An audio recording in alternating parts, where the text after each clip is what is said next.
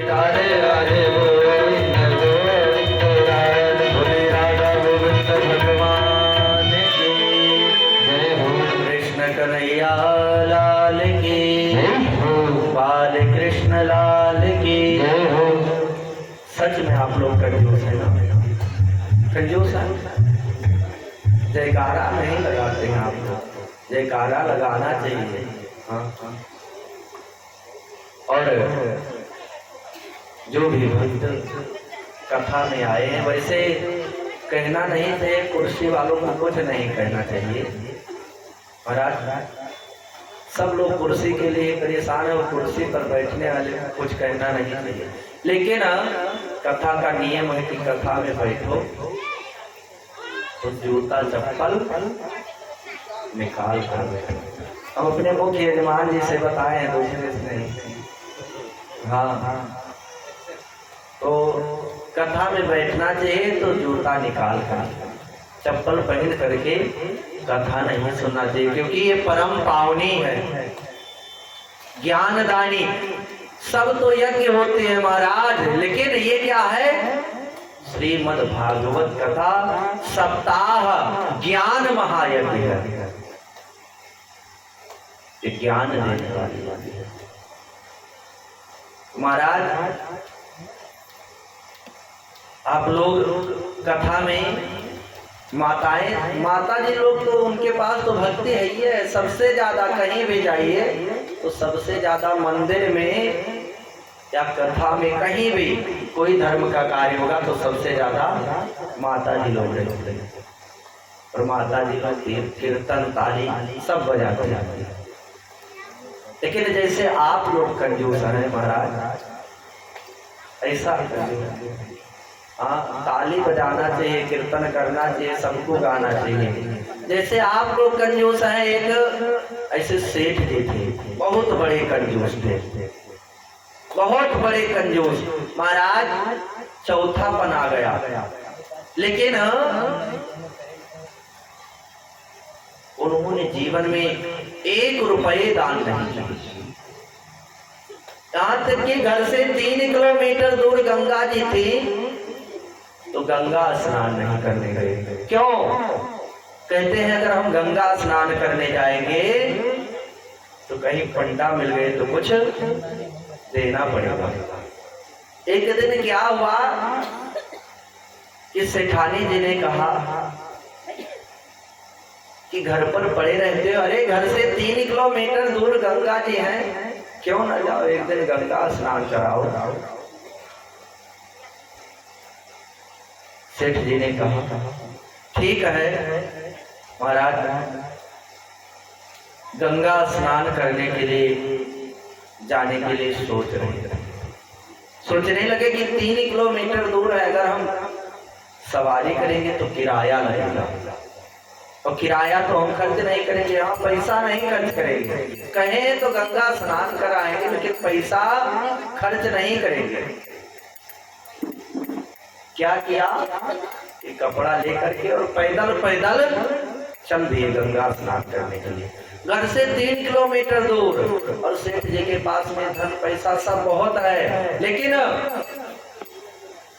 वाहन से नहीं गए। क्यों?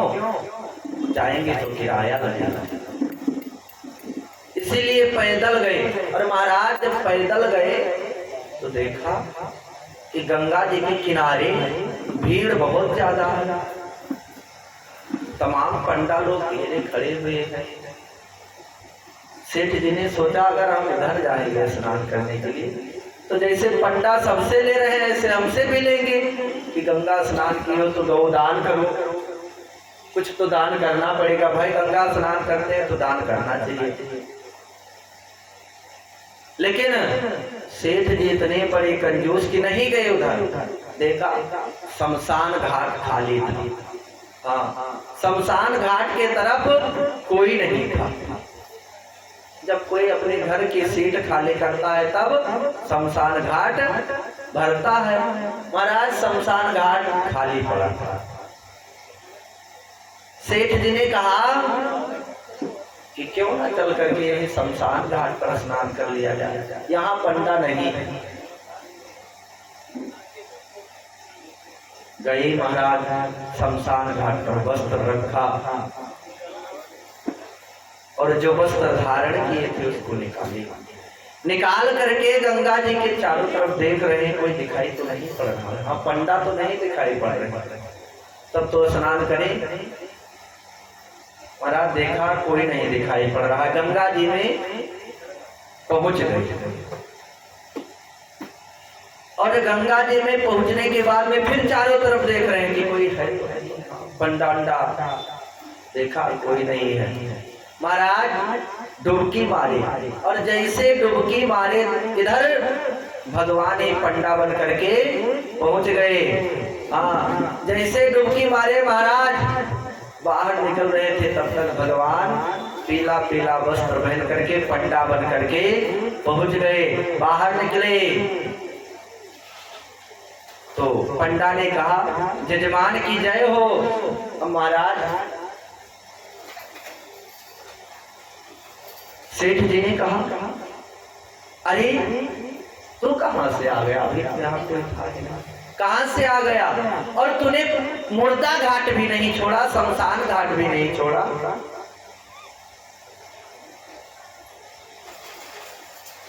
पंडा ने कहा महाराज हम संतोषी ब्राह्मण हैं, हम ज्यादा नहीं चाहिए, हमको थोड़ा समय चाहिए, बस उसी में हमारी जीविका चला जाती है।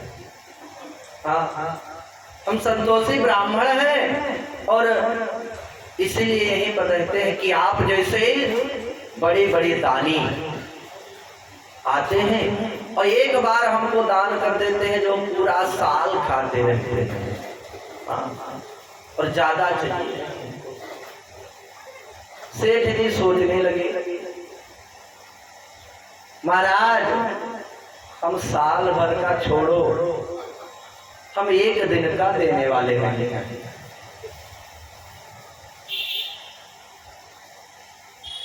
सेठ जी से पंडा जी ने कहा गंगा स्नान हो गया तो गंगा स्नान करने के बाद में गौदान किया जाता है, दान किया जाता है, कुछ दान करना पड़ेगा।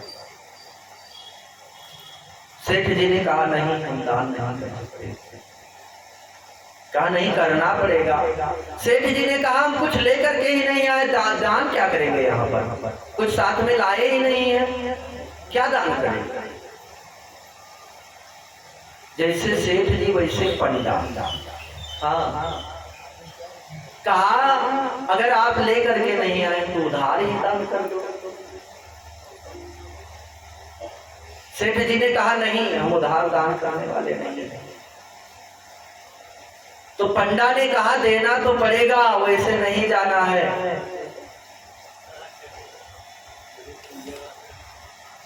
सेठ जी ने सोचा कि संकल्प करके छोड़ दे, कौन हमारा ये घर जान पाएगा जो आएगा।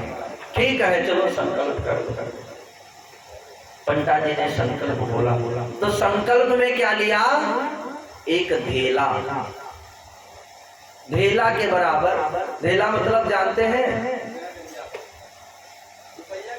हाँ, पैसे से भी कम, रत्ती से भी कम होता है। आज के लोग नहीं जानते होंगे, कारण क्या है? क्योंकि अंग्रेजी का जमाना है। हम अपने धर्म को, अपने संस्कृति को भूल बैठे हैं। अंग्रेज आकर के हमको बता गए कि ए फार एप्पल पढ़ो, जे फार गधा। अगर गधा के जगह पर कहीं गणेश पढ़ लिए तो सांप्रदायिकता फैल जाएगी, इसीलिए वहां पर गधा कर दिया। महाराज अंग्रेजी करती क्या है? अंग्रेजी में कोई संस्कार नहीं है। अगर संस्कार सीखना है तो संस्कृत पढ़ना पड़ेगा, अपनी मातृभाषा हिंदी पढ़ना पड़ेगा।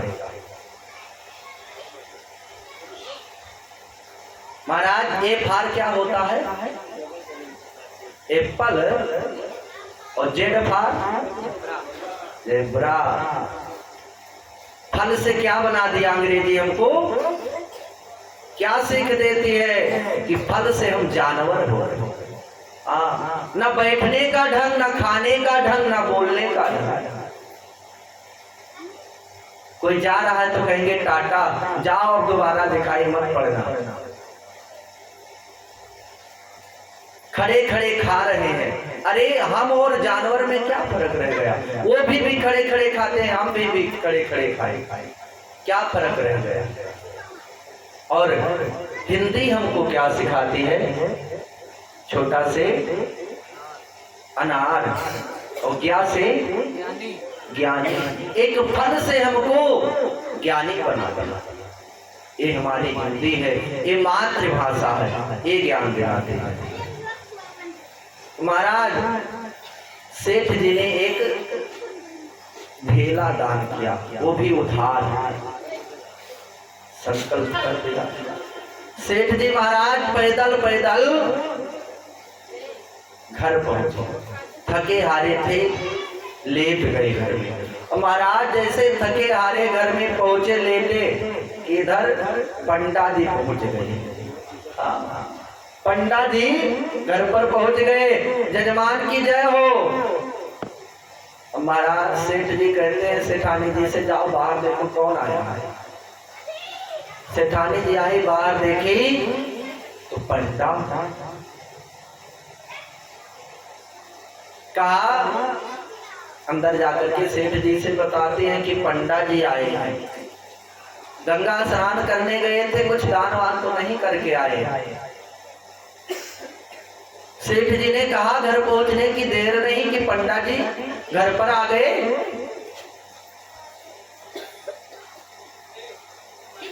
कहा हाँ, हम एक ढेला दान करके आए हैं, वही उधार दान किए थे बच्चे। लेकिन जाओ बता दो कि पंडा जी से कि सेठ जी अभी घर पर नहीं है। सेठानी जी ने जाकर के बता दिया, महाराज जी सेठ जी अभी घर पर नहीं है। तो पंडा जी ने कहा कि ठीक है, कब आएंगे? जब तक आएंगे तब तक हम बैठ करके उनका इंतजार कर रहे हैं।